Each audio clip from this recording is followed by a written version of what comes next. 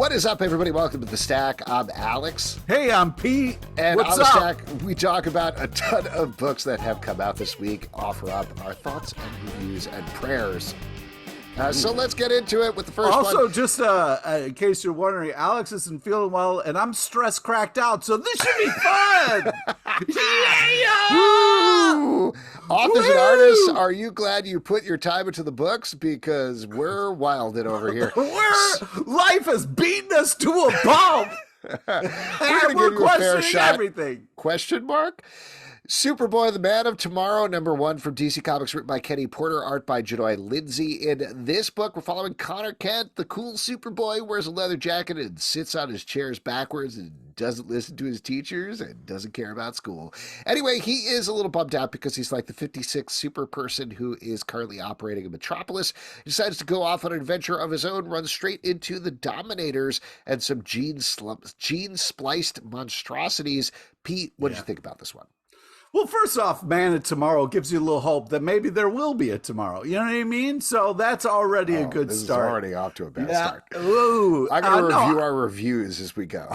Yeah, cool. This is going to go great. Yeah, I think I love the art style here. This is a great first ish. I love the kind of big bads we're going up against. This is kind of setting things up. I love Superboy's attitude and cool last panel. This is exciting read. So this is very much on me. I spent the majority of this book being like, okay, what's the concept? Where are we going with this? Because I started off thinking, man, there's a lot of super people in Metropolis. Why do we need to follow another super person here? And then they immediately addressed that. And I was like, okay, great. So this is going to be about him traveling around the country or something like that, because he leaves and he kind of thinks about like, maybe I could go to other towns. And I was like, cool. And then they don't do that. Instead, he goes to the Fortress of Solitude and he gets this bracelet that's an experimental bracelet. And Kellex, the robot, is like, uh-oh, maybe you're going to be lost in the universe somewhere. And I was like, okay, so we're going to get like a quantum leap type thing where he's lost in the universe. That'll be fun. And then that doesn't happen either. Instead, he goes to this planet where he ends up fighting these gene-spliced things that are created by the Dominators. We get a sense that maybe there's some heroic gene-spliced things. And that ties into what Connor Kent is. He's half Superman, half Lex Luthor, which is his basic thing. And when we finally got to that, I was like, oh, okay. All right. I guess that's the actual concept of the book. And I feel pretty good about that. I think working off the identity of Connor Kent and coming up with villains that come into direct conflict in that, great. I'm very happy with it. It just teased me with these other concepts over the course of the issue where I almost wish they had gotten to this faster and skipped by those other concepts because those. Yeah, but maybe it's coming back around to those things. You know what I mean? Yeah. Yeah, I will say if it does come around to that, particularly if it's the like he keeps getting sucked and lost through the universe thing, very fun. I'm very into that. But as is, I am into this as well. I think Kenny Porter does a good job capturing Connor Kent's character. Also, Jahnoy Lindsay's art is some really good, very solid superhero art. So fun start to this book. Hey, can I say something I've always wanted to kind of talk to you about? Oh boy. Okay. Yeah. Hey, do you ever think maybe you should just read the comic instead of trying to write it as you read, where you're like, oh, great, now I think this is where this is going to go. Oh, they should go here and they should do this. So this is something that I thought was actually very interesting that I heard the other day, because when I read things, it isn't about trying to write it. It's about trying to figure it out. Like, you know, you're reading. You're trying. Well, hold on. This is, I want to just mention something here. So like when I'm reading a mystery, I'm like, okay, working out all the clues and trying to figure out who did it as I'm reading, and then like there's a swerve and whatever. I didn't realize not everybody interacts with entertainment that way until literally probably like 3 weeks ago, when I saw some people discussing on Twitter that they're like, please just let me just sit back and enjoy my entertainment. And it wasn't even initially, I thought it was a discussion about, you know, the whole let people enjoy things thing that is its whole other separate issue, but that's not what it is. That's what I think maybe you're saying. That's how you engage with entertainment, is you just sit back and let it wash over you. That is not how I engage with it. And it's not even on a critical level. I've been saying this to you for years, literally years. I know, but it took. It breaks my heart that 3 weeks ago you finally heard me. And No, it I didn't wasn't hear even you. me. I heard It was some other somebody people. It else. was other Yeah. people. But what it made me realize is because I thought we were engaging differently critically, and I thought we were talking about the whole like, shh, let people enjoy things, which drives me up the wall. But it's actually that people's brains are wired different ways to Differently. engage with Yes. entertainment in different ways. So Yeah. I don't know. Interesting. Some people So could watch something so the answer though, Pete, and not try to is figure it out before it happens. no, but here's the thing. This is the reason that I bring it up is people's brains are wired different ways. That is how my brain is wired. The same way Right. your brain is wired one way, my brain is the other. So as much as you could come around to my way of doing, and you can't, I also can't come away of your way of doing it. That's just how our brains work. Okay. There you go. And now that's the concept. I'm just trying to tell you that there's That's the maybe concept of the podcast, baby. a more enjoyable way of instead of you working It's not so though. hard, This is how my you brain. could It's sit not back work. and just kind of This is how my brain be enjoys present. interacting with things. Okay. It just is. That is how I enjoy it. You enjoy it a different way. All right, Cornell. Okay, Ithaca. Avengers Assemble Omega from Marvel, written by Jason Aaron, art by Aaron Kuder, Dexter Vines, Ivan Fiorello, Javier Garrón, Jim Towe, and Alex Sinclair. This is the end of not just Jason Aaron's run on Avengers, Culmination. but basically everything that he's been doing at Marvel almost in its entirety since he started working there. It includes stuff from Thor, it includes stuff from Ghost Rider, etc., etc. So given all that, we got all of the Avengers all together working to stop a flood from wiping the multiverse clean caused by Mephisto, as well as slightly by the supreme version of Doctor Doom. What do you think about this book, Pete? This was such a just kind of a cornucopia of awesomeness being kind of thrown at you. Like this is a huge ish. A lot happens, a lot gets wrapped up. There's a lot of cool Easter eggs if you've been following Jason Aaron's run and all the stuff he's been doing. There's a lot of amazing payoffs here. I love the Old Man Phoenix stuff. The Doom killing Mephisto made me happy for a couple of seconds, but that didn't really stick. The whole Ghost Rider planet was really amazing. The Planet of Vengeance is just it's weird and crazy, but then ends in such a small kind of sweet, cool way where it kind of ends with just it's just a guy working on his car. You know what I mean? Just just old Ghost Rider, just kind of working on his car, gathering parts in hell. I kind of really liked how it went from so big and so huge and all these awesome geek moments to a really small moment at the end. I thought it was really powerful and very unique and cool and just amazing art and tons of action. It's a phenomenal run, and this lineup of artists is a murderer's row. I don't know how I felt about them fighting a giant wave the entire time, but at the same time, the whole idea of them fighting against the lack of existence ties into what he's been trying to say about Avengers this entire time, that they are what make the world worth living in, the multiverse worth living in. But what I loved about this even more is that he actually tied up all of his stories while putting all of these, we've talked a lot about how Jason Aaron treats us like a toy box, right? Like he basically was like, well, this is the games that I've been playing with all the toys. Going to put them back in the box here. By the way, all of these toys are still available to you. And that's what I loved about it, because I feel like too often these crossovers are about setting up. Everything's going to change after exactly. Right, exactly. And he was like, I'm wrapping it up, but here's some interesting concepts. They're still here. If they get picked up, that's great. If they don't, they don't. Have a nice day, everybody. And so it's great. It's a wonderful run. I think it's going to be looked at as one of the great runs on Avengers. There's some weird, wild ideas here, and it wrapped up in the lovely weird, fashion. wild stuff. Weird, wild stuff. It's wild stuff. Let me ask you another question. This is fun. After every review, maybe I ask you a question. Do you get that Murderer's Row reference that you made there? Do you understand what that's from? And you're probably talking about the rap thing, but Murderer's Row, from actual Murderer's Row? The reference to Murderer's Row, what that is referring to. Just tell me what you. It's the New York Yankees way back in the day when they had DiMaggio like all these And they were all serial killers. I remember. No. It was like they called it a murderer's row because it was the pitcher.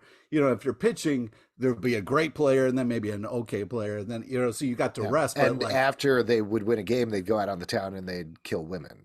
Right? No, Jesus, no, I wow, think that's what happened. No, everyone was like, "Get inside! The Yankees just won." Oh my God, dude, this is really you gotta hide. I'm just wondering, when you say murder's row, what do you mean? Because I know what the reference is, and I know it's a sports reference. So I'm just wondering when you use it, what you mean. Right, but I think they were calling them a murderer's row because it's like. It didn't start there. It's all big hitters. It's all huge. No, I understand, but it comes from literally having a bunch of murderers in jail all together. That's where the expression originally comes from. I don't know. That should be interesting. I'm going to do a little research. Yeah, all right. You look that up while I talk about the next book. Terror War #1 from Image Comics, written by Saladin, Ahmed, art by Dave Acosta. This book is a wild future set book from this team that I just mentioned, where these enormous psychic terrors are attacking a future society. There are people who can shoot brain bullets, who are the only people that can take them down. They are fighting this terror war of the title. And it's kind of like Ghostbusters on crack is, I think, the best way of describing it. Absolutely wild. Not what I expected at all from the title. I thought we were going to be dealing with more like modern terror war, and that's not what it is. It's more about the fears that are attacking us and how we attack them back. I thought this book was great. I loved it. I love the art. There's some big, gross ectoplasm stuff that happens throughout the book. The action is great, and there's a tease of some fun stuff coming down the road. Pete? Okay, so you were right. It comes from a row of cells in a New York prison, popular term, right? It's where the tombs. Yeah, it's where the Yankees ended up when they finally caught them. They weren't able to catch them for a while. The most dastardly of criminals. Interesting. The Yankees, interesting. 1918 New York Yankees. Oh, take it easy, there, guy. Oh my God. Okay, so sorry about that. Of course, we're talking about. Listen, we're both offering up information. We're talking about Terror War #1. Here we go. God. So remember how when I asked you before we got onto this podcast where I was like, hey, Pete, I'm feeling a little under the weather. Let's not take 15 minutes to talk through the first 3 books. Well, here we are. You said the first one, so I thought we were in the clear, so go fuck yourself. All right, so Terror War, I love the Blue City. It's cool. I love the look of this comic. I just think this is really fun, and then kind of like the worst fears come to life is an interesting premise. It's very creative. I love this team. I hate the credit hounds. That was creepy as fuck and made me really worried that like in the future, if you've you don't pay a bill or something, that there are these animals that will fucking hunt you and then eat you.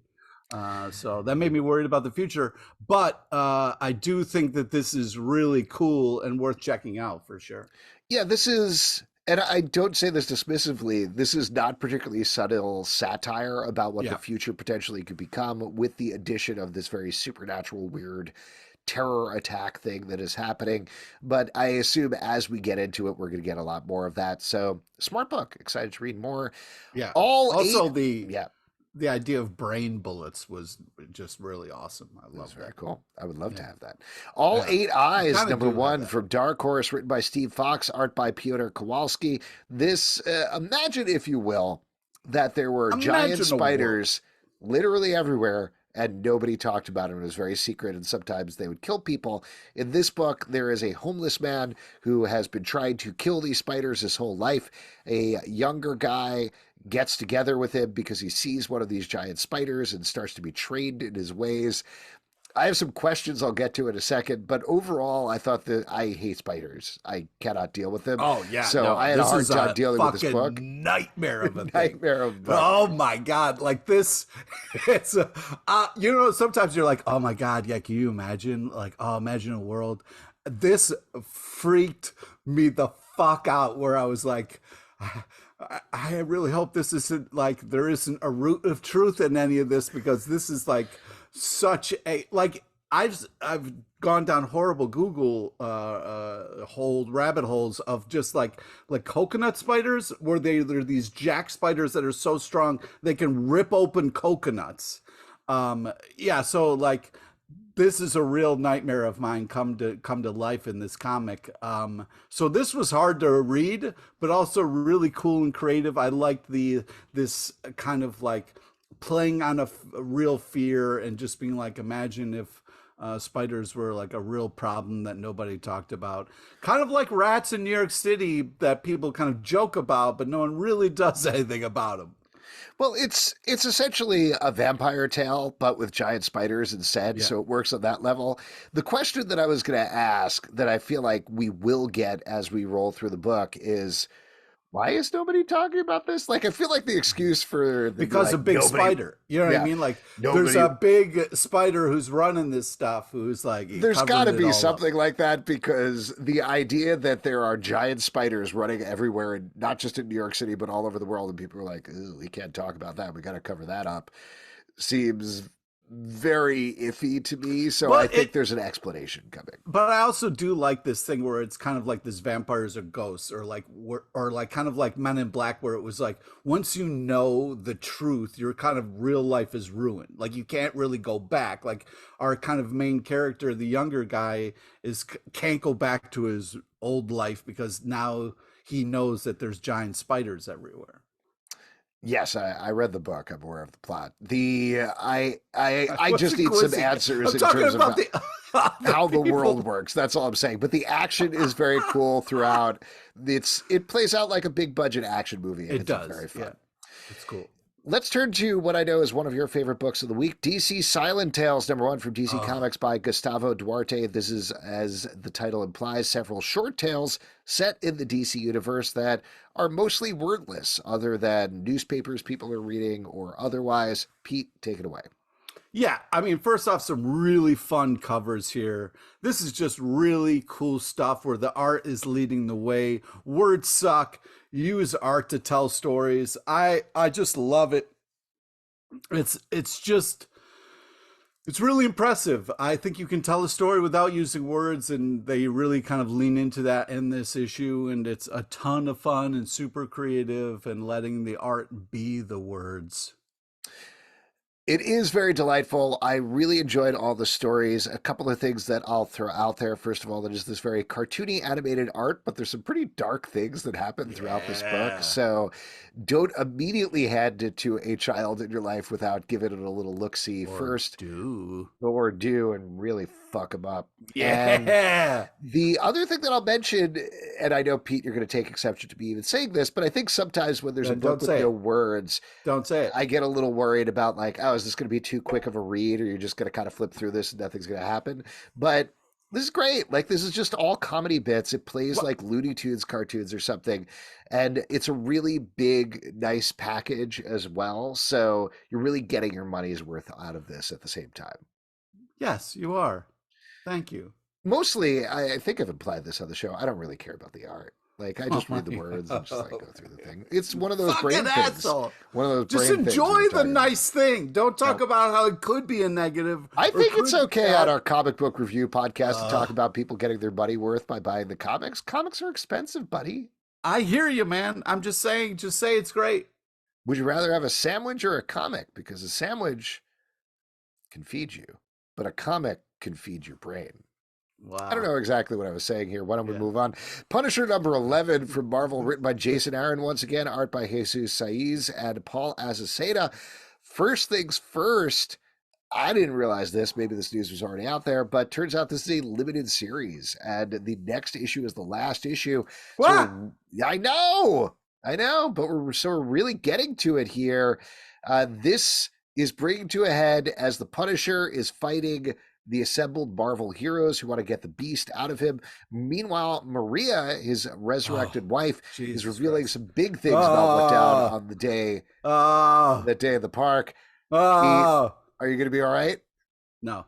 Are you No. going to be doing the John Bernthal Punisher? No, no, no, no, no, No, no, no, no, no, no. no. Yeah, this was one batch, two batch. No, this was really intense. This was intense for a lot of reasons. What's intense about it is Jason Aaron's attempting to kind of like rewrite Punisher's origin story a little bit here, giving a little bit more context, not rewrite it, but kind of tweaking some things. Yeah. But let's He's more get. solving a mystery than rewriting history, is what you'd say, right? Oh wow, wow! I liked how that rhymed there, fucking Professor Logic. All right, Punisher well, Tales. let's Woohoo! oh my God. Let's back up the truck here. Let's first talk about the great stuff that's in this issue, okay? You've got the Punisher just fucking like throwing heroes around like they're nothing. You know what I mean? Like Wolverine's coming at him. He's like, "Who are you?" Okay. "Oh, you want to play with me?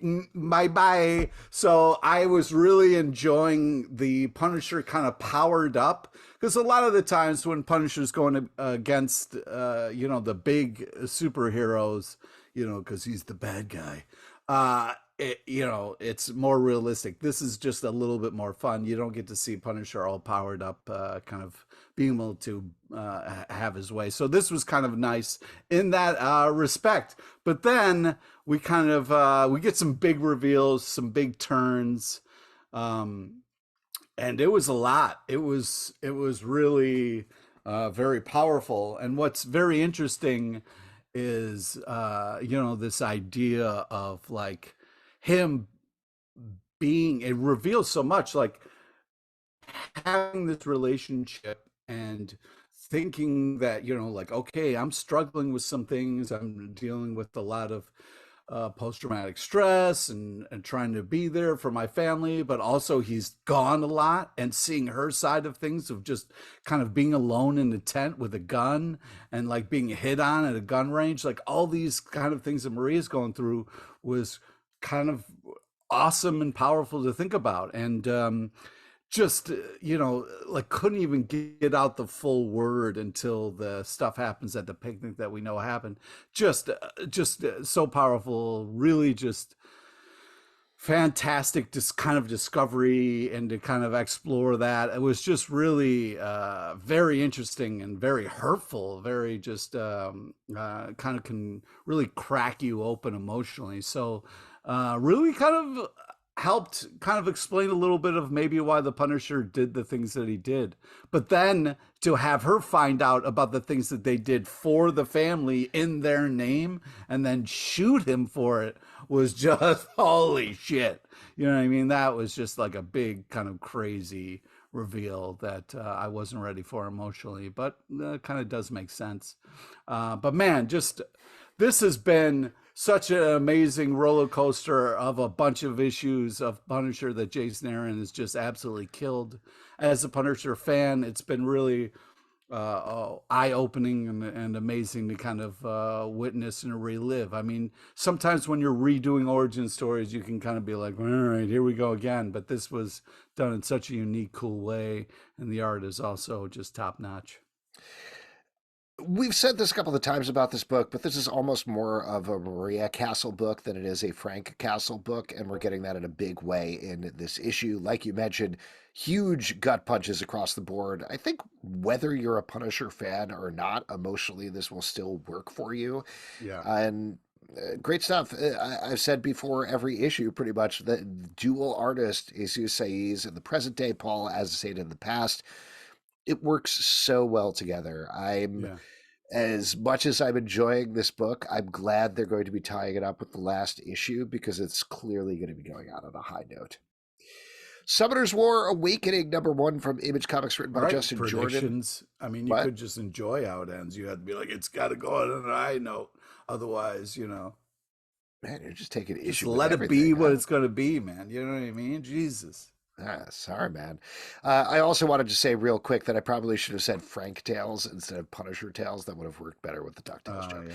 Summoner's War Awakening #1 from Image Comics, written by Justin Jordan, art by Luca Claretti. This is continuing the Summoner's War story. And I gotta say, having only read the first issue, I think, of Summoner's War and not being familiar with the game, I didn't know what was going on here, but I liked looking at it. Pete, what about you? Oh, interesting. Of course, I'm OG Summoner's War player, kind of day one. So I definitely, no, I'm just kidding. I really thought this was a cool story, kind of a great kind of adventure tale kind of cast, and love the art style. I loved also the big kind of like bad guy breaking through walls like the Kool-Aid Man. I thought that was really fun. Um, yeah, I feel like this was a great first issue, kind of setting things up.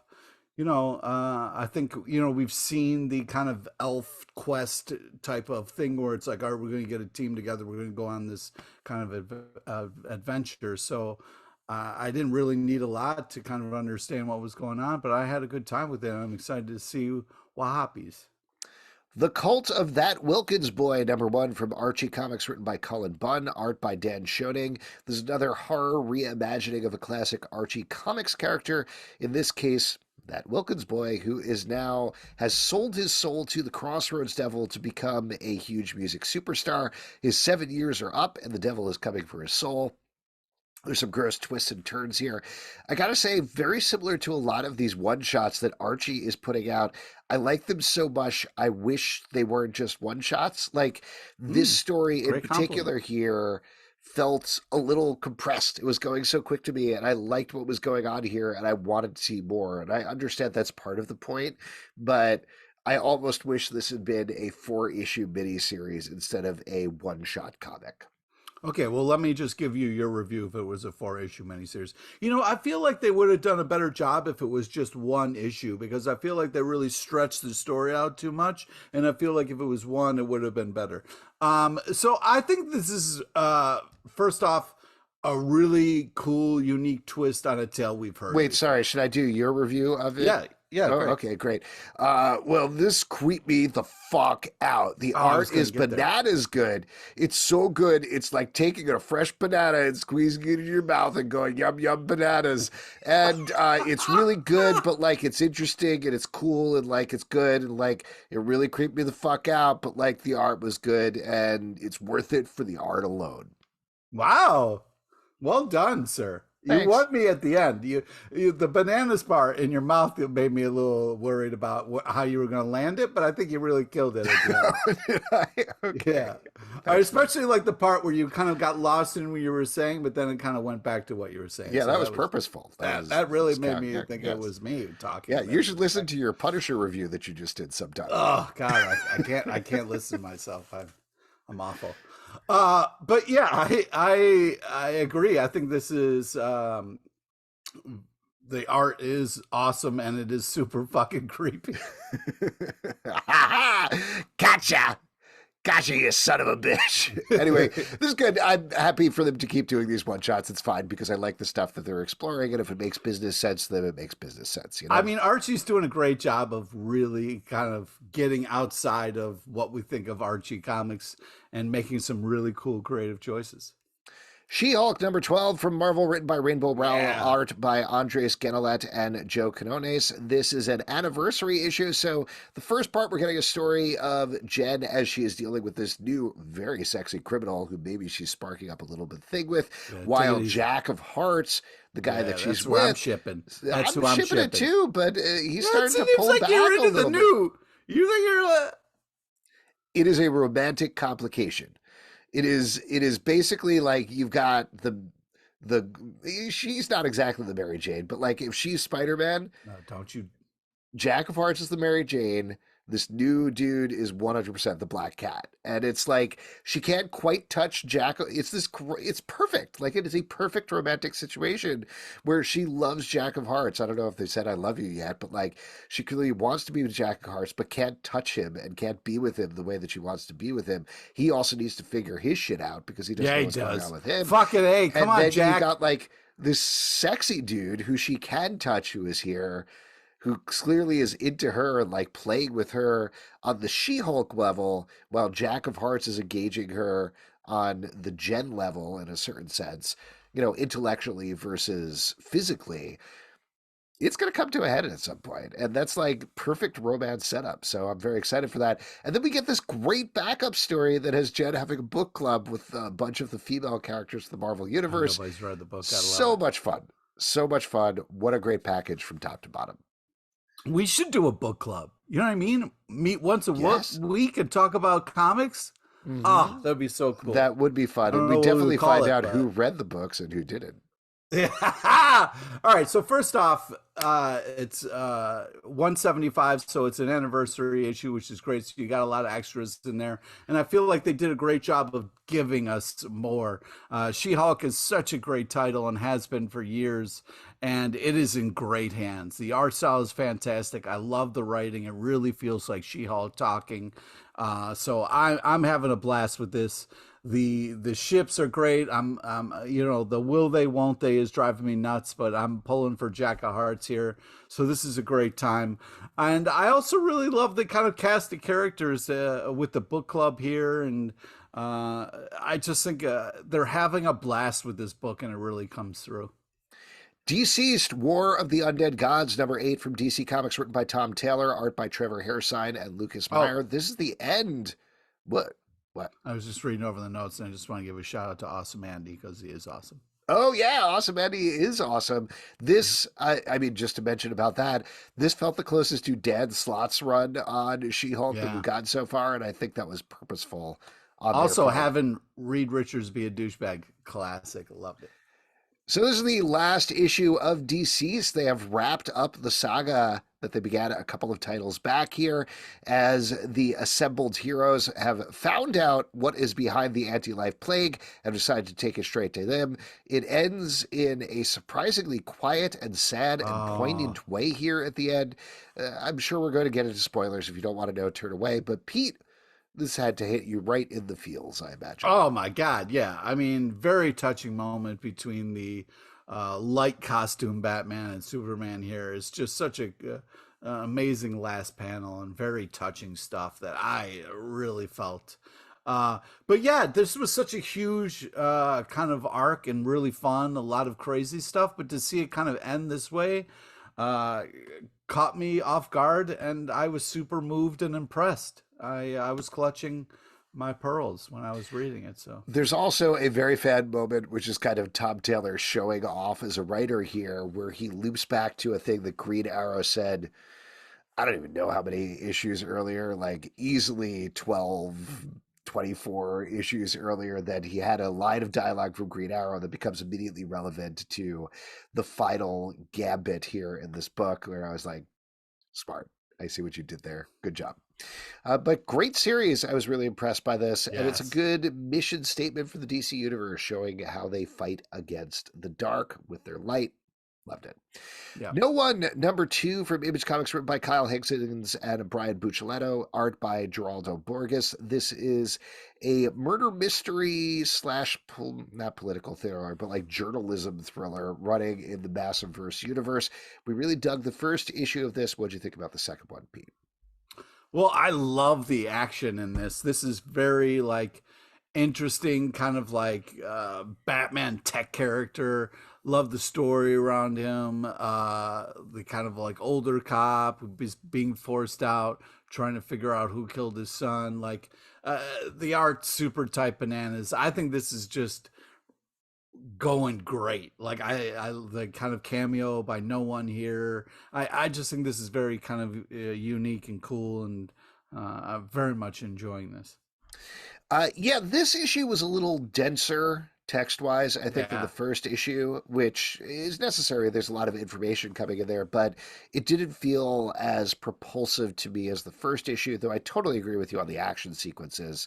I thought they were great. I'm still really into this. I'm really into all the Massiveverse stuff. That was my one little quibble with this issue that kind of held me back a little bit.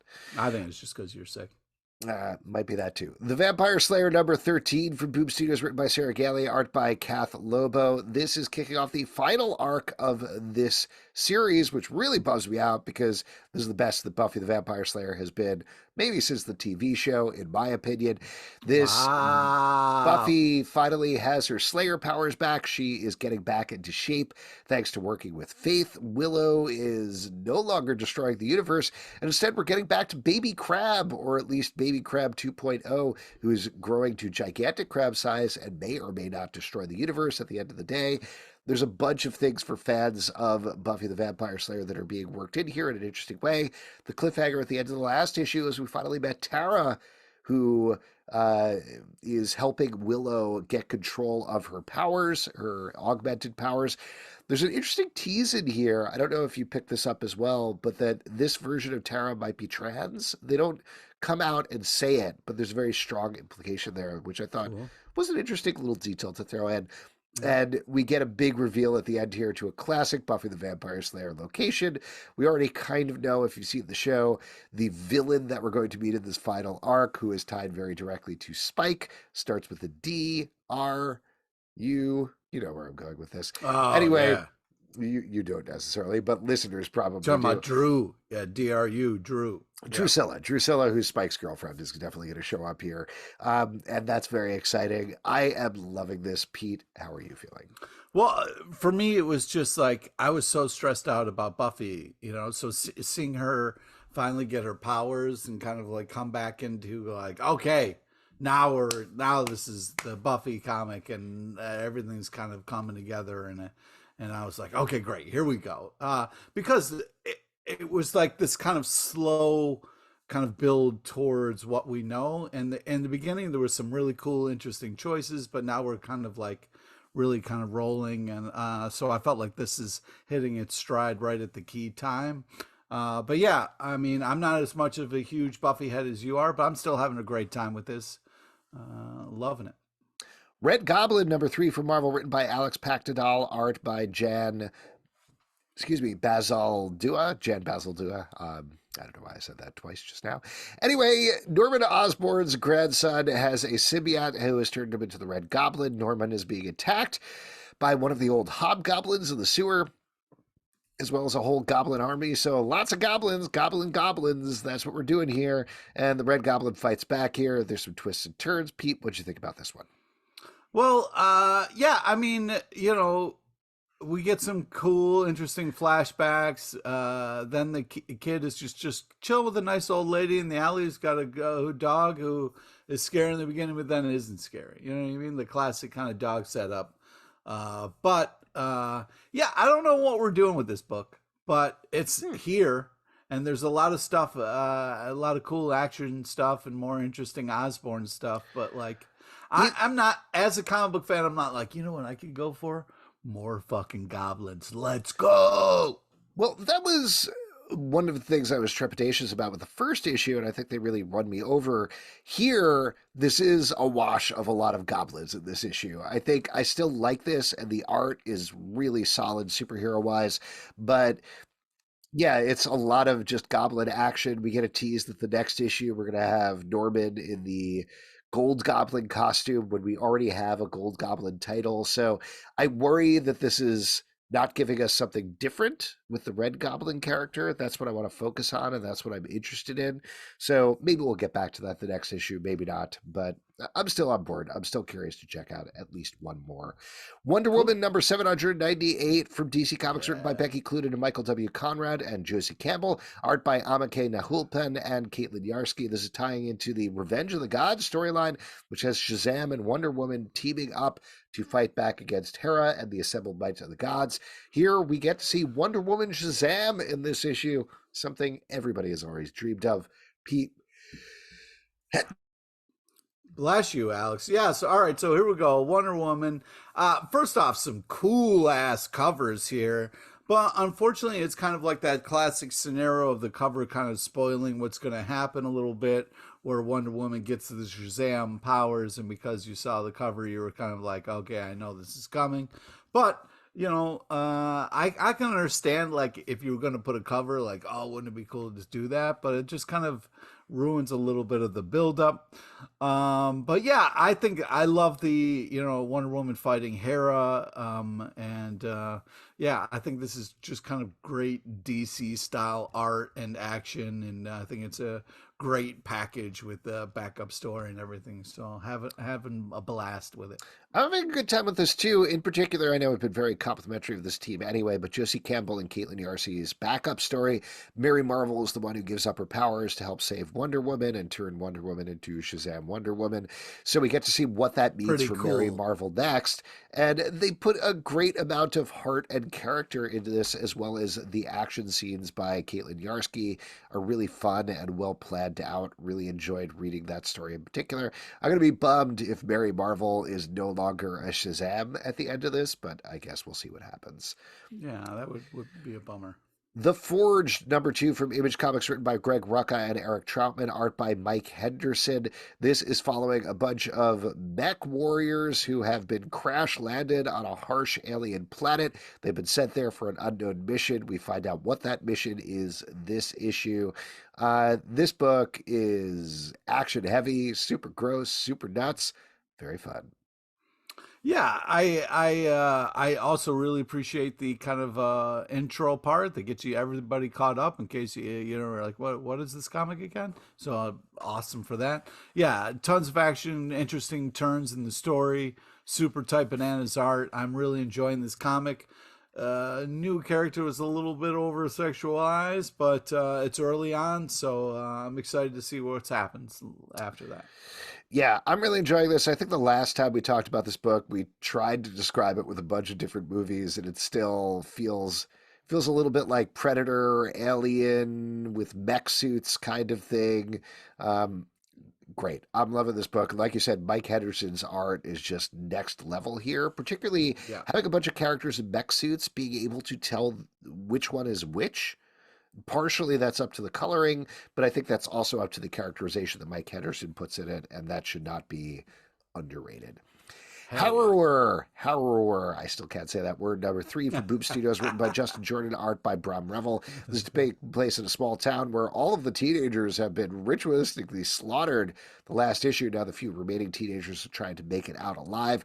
There's a big twist here at the end of the issue, but this is basically as brutal as you'd want with a slasher horror movie, I would say.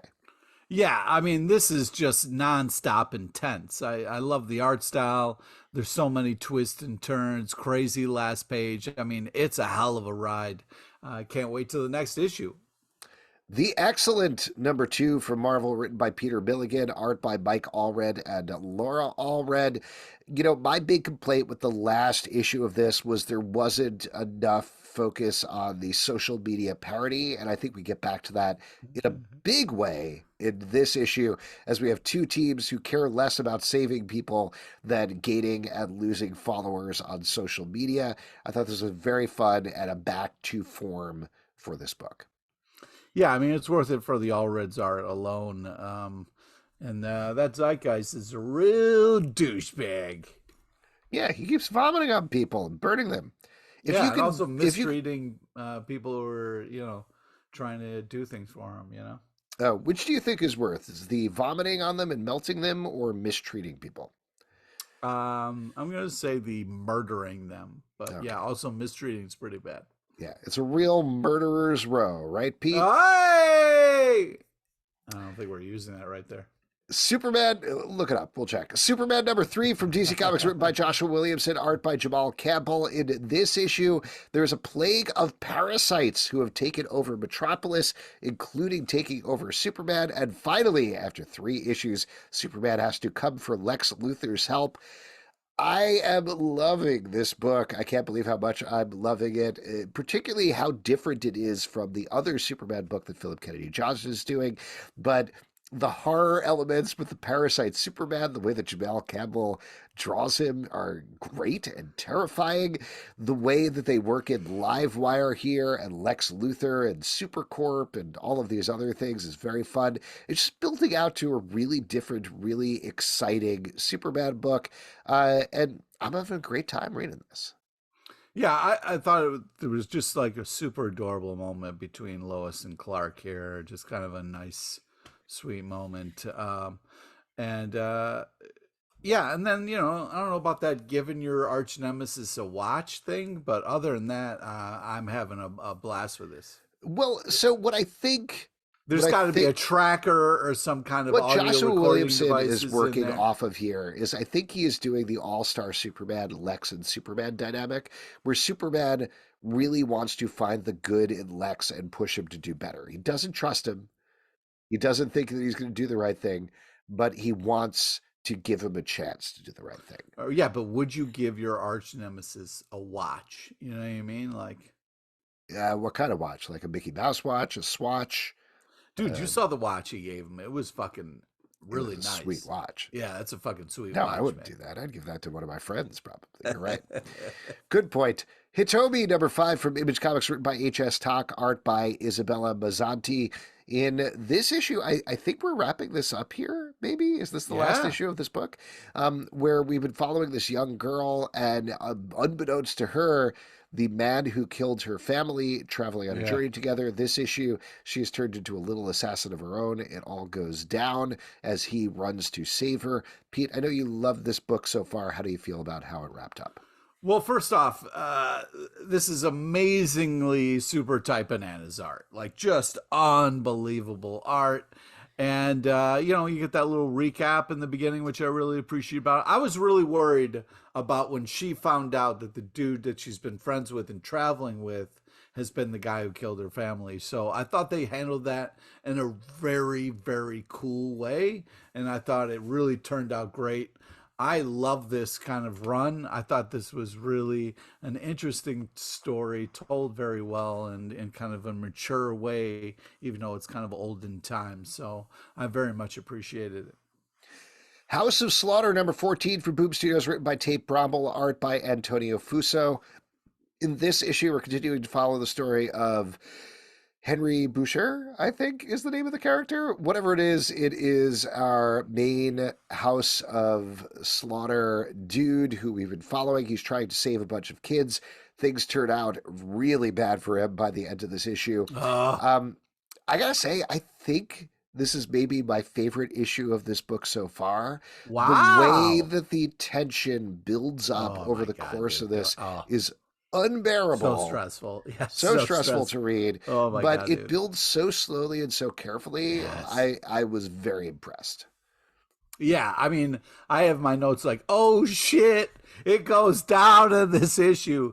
I mean, there's that saying, a woman scorned, but I feel like anybody's scorned. This is a really intense issue that is really well done. But the art is unbelievable, beyond Super Type Bananas. This is just such a cool story. And what's really been impressive about this whole kind of House of Slaughter kind of, whole kind of all the different titles underneath it and stuff is really impressive, the storytelling that's happening here. You know what I mean? It's not just all monsters and action, and like the tales that they're weaving in between all of this madness is really impressive. This is such a feat of writing, and their art is just unbelievable as well. But man, I've just been so impressed with all these books and all the different avenues we've been exploring through this. This has been such a cool ride. I'm really impressed with this. The Amazing Spider-Man, number 24 from Marvel, written by Zeb Wells, art by Here John we go. Romita Jr. In this issue, Spider-Man is desperately trying to get back to Mary Jane to save her from this dude who's trying to kill her in another dimension. And we find out some information at the end of this issue about why Mary Jane and Peter are no longer together. Pete, go on your rant. Go ahead. Okay, so this is what we're doing. This is it. The whole reason we had to break up this relationship and Mephisto doing like whisper deals with Mephisto is so Mary Jane could have a family with some other dude. Like, that's the big move we're doing, Marvel. Like, that's the whole, let's just ruin Spider-Man as a character and like throw this one of the greatest ships of all time into the winds like it never fucking mattered, just so Mary Jane could have a family on the side or with somebody else, and I'm sure it's a lovely situation, but like, what the fuck? So I hope everybody's happy. I hope everybody's having a great time, because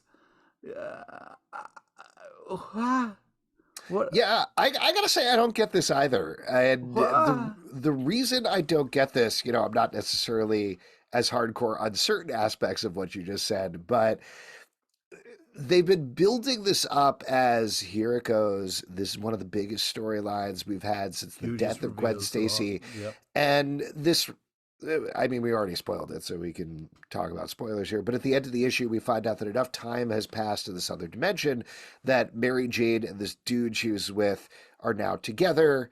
he has 2 kids. Maybe they are their kids. We don't exactly know all of the details. But for Peter, it's been like 2 terrible days in the real world, and then he comes It's a back. castaway situation. Tom Hanks is stuck on an island. Meanwhile, his wife has to live another life, and they have to move on. And so much time has passed. Right. How long can you wait for somebody? Here's my problem with that. My problem is we already knew this. Like, we knew this from the first issue that she already had a family. So the revelation that she has a family, it's more, oh, okay, that's an explanation of how it happened. How is this? But it doesn't make as big of an impact because we already knew this. It's just kind of filling in the gaps at the current point. So right, but what's the reveal that's going to make this feel better? You know what I mean? Is it the reveal that like MJ was just so sad and then finally? Well, I assume we're going to find out she was there for 15 years or whatever. Well, that's the thing. Like, if she's been there a week, I'm gonna be pissed. She had 2 full-grown babies. Yeah, no, I think exactly. I think it's pretty clear that like they already said the time flows differently in this dimension, so it's pretty clear given the age what's of the enough kids. Time to be okay to move on from Peter Parker? You know what I mean? Like, so, let's game this out, right? Okay, you're with the person you love. Mm-hmm, that person leaves. You're with another person of whatever gender you're attracted to or type of person you're attracted to. How long thank you for do you keeping move it on? Open. I really appreciate yeah, that. like how long do you wait? Because like I would say 5 minutes seems fair before you move on, right? Dude, you're family. You are married with kids. You want your wife to wait. My wife is upstairs minutes? right now as we're taping this. I am effectively single. So I just want to get this straight. If you don't make together, it back right? upstairs, like that was my impression from this podcast. No, we've been talking I'm a lot. Not raising your family. This is very romantic, Pete. We're having a very romantic time. So if you don't make it back upstairs, your wife can just move on. Like, you know what I mean? She might have. I don't know. That's the price that I'm willing to pay for doing this podcast. Wow. Maybe I lose her in the process, Wow. Worth it. Worth it. At least I got this review of The Amazing Spider-Man 24 on the internet. But that's the thing. Like, now I have to read the next issue and wonder how much time is enough time where I'm okay with it. And then open to MJ having a whole... Just to answer what you're saying. This is insane. Like, why are we doing... 100% seriously, you're not supposed to be okay with it. We've been riding with Peter the entire time, not MJ, and I think we're going to get filling in the gaps from her perspective. But Peter is devastated, and he has been devastated this entire time while we've been following him. You're supposed to be feeling that as a reader. You're not supposed to be happy about this. You're not supposed to be like... You know what? That was enough time for MJ. Sounds good for me. You're supposed to be like, oh my God. Can't wait to hear about her family. Well, you're supposed to feel exactly what you're feeling, which is that this is one of my favorite couples. I can't believe they're not together. Whatever the circumstances, this sucks. Yep. So it's going to continue to suck. My qualm about it is... what else are we going to find out about the story? Because I'm not into this beardy dude with the knife. I'm not necessarily into like this other beardy dude that MJ is with. I don't really know anything about these kids. I need to get more emotionally invested in this whole story. I thought you were going to say, I hate these kids. No, I just don't know them. But I need a little bit more on this. And presumably we've been told that's what we're getting over the next 2 issues is more of this. So maybe I will be more into it, but right now my reaction of this after this was like, okay. I just don't know what I'm supposed to feel. Am I supposed to be excited to get to know MJ's No, you're supposed new to feel family? bad. You're supposed to feel bad about the whole I'm thing. Be pulling for this other guy because he was just, happened to be in the. I mean, what kind of dimension was this? Were they fighting for their lives constantly, and somehow they felt love, and it got them through a horrible time? I think so. Here's my guess, and I think this is probably a pretty fair guess. They were fighting for their lives, constantly running away from the beardy dude, trying to stay alive. At a certain point, they started to feel like, you know what? It's been too long. It's been years. Peter's not coming back. And they were there for each other. And something that they had that was this bond eventually grew into something more. It grew into love. They effectively got married together. They had children together. And then all this time later, 15 years or whatever it is, Peter came back. Oh.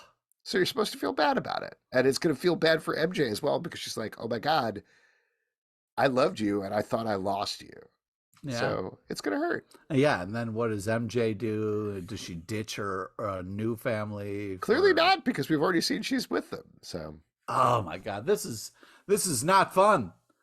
This is not like a fun arc that is getting me excited to read more comics.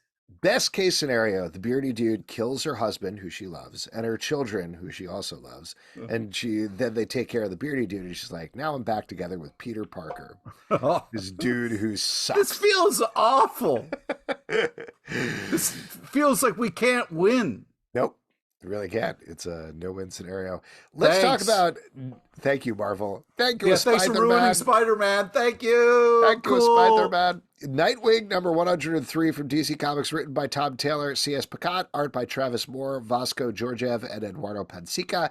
In our front story, we are following the Titans trying to keep a young girl safe by making deals or not with Neron of the Underworld. And in the backstory, we're getting Superman and Nightwing investigating a mystery at a circus. What'd you feel about this?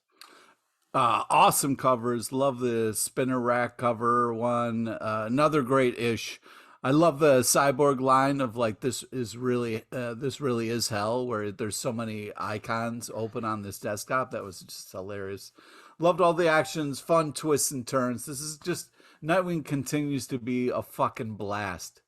Yeah, I agree, but without the profanity. Rogue Sun number 12 from Image Comics, written by Ryan Parrott, art by Abel. In this issue, big things go down for Rogue Sun as he fights for his life against some enemies that are like finally at his level. Horrible things happen at the school in the process. Also, terrible things happen to the status quo of Rogue Sun, which leads us directly into the supermassive crossover that is coming, and it is wild where they leave him going into this. I continue to love this book. Yeah, this is really fantastic, and so much goes down, and then, spoilers, but his dad's like, yeah, I'm gonna take these powers back, and it's like, yo, what? Like, yeah. This. Well, so sorry, it isn't his dad. It's the medieval holder of the Rogue Sun has been giving him advice as a ghost. In the middle of this fight, our Rogue Sun can't handle it, and so the medieval guy is like, "Let me take control of the body. I can do this for you." And immediately when that happened, I was like, "Oh no, he's not gonna." Anytime someone's like, "Oh, yeah, let me just take your powers, let me just take over the body." And by the end of the book, of course, the medieval dude is like, "No, I think I could be a better Rogue Sun. Sorry." Yeah. Sorry, bro. It's pretty messed up, but exactly what we've been getting out of this book, these sort of big moves with the story that I've really been enjoying. Hellcat, number 2 from Marvel, written by Christopher Cantwell, art by Alex Linz. This is a much more supernatural inflected take on Hellcat, involving ghosts and demons and sleepwalkers and other things. What'd you feel about this issue, Pete? Yeah, I really love the art style. It really, pulls you into this comic, which is great. Weirded out by all the, her talking to ghosts and shit. And then her talking to that stuffed bunny with the bow tie. Never trust anybody with the bow tie.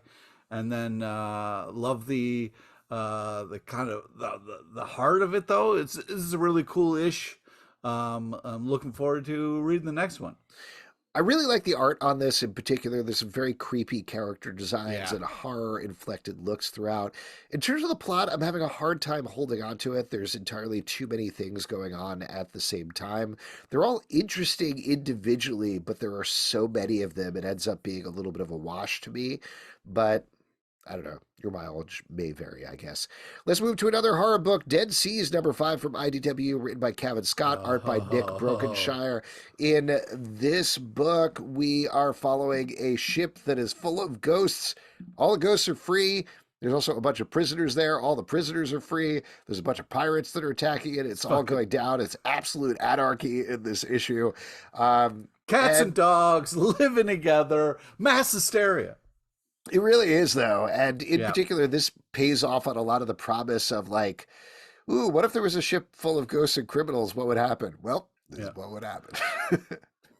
Yeah, I mean, it's creepy as shit. Also, those creepy baby ghosts, just so freaky.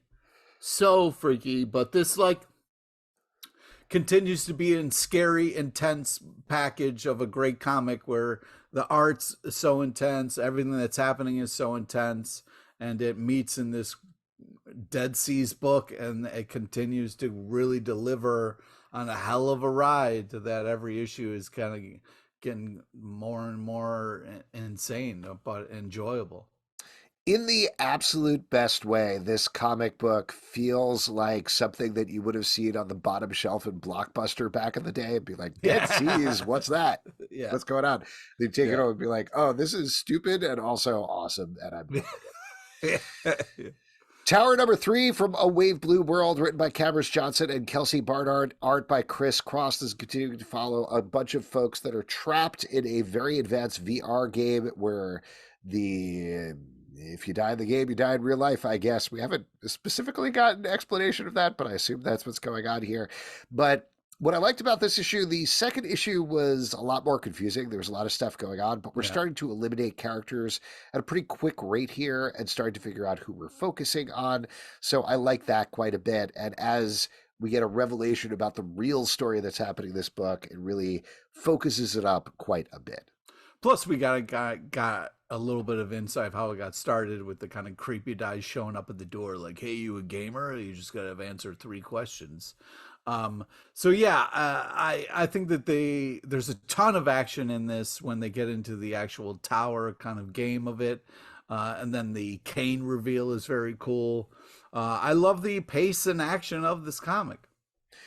Last but not least, Hallows Eve, number 2 from Marvel, written by Erica Schultz, art by Brian Reber. In this book, we are following a character who has Halloween masks that give her different powers. She accidentally turned somebody into a werewolf last issue and is trying to track him down to hopefully get him better. Meanwhile, the Beyond Corporation, who she used to be, I'd say work for, but actually was trapped by, is also trying to track this guy down because they really want to make some more werewolves.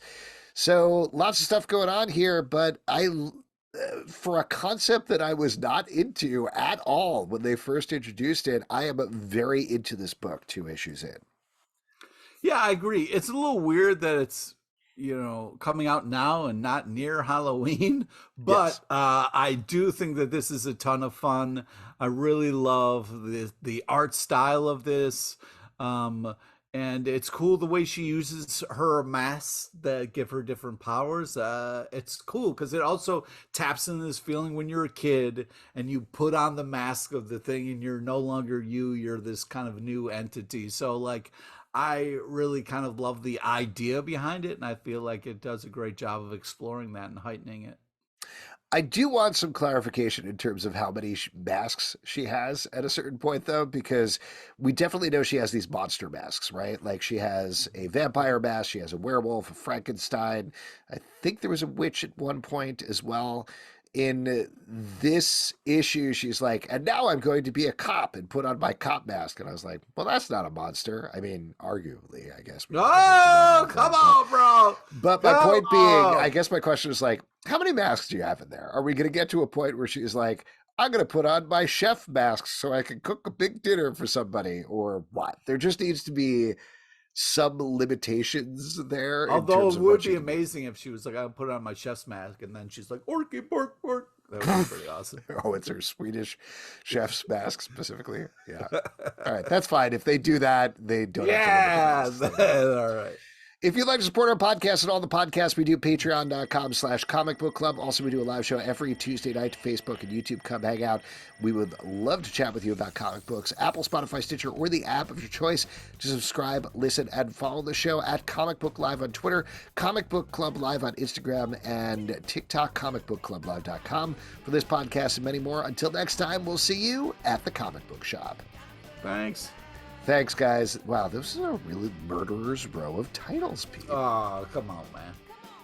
I meant the Yankees. It was the Yankees. Oh, boy.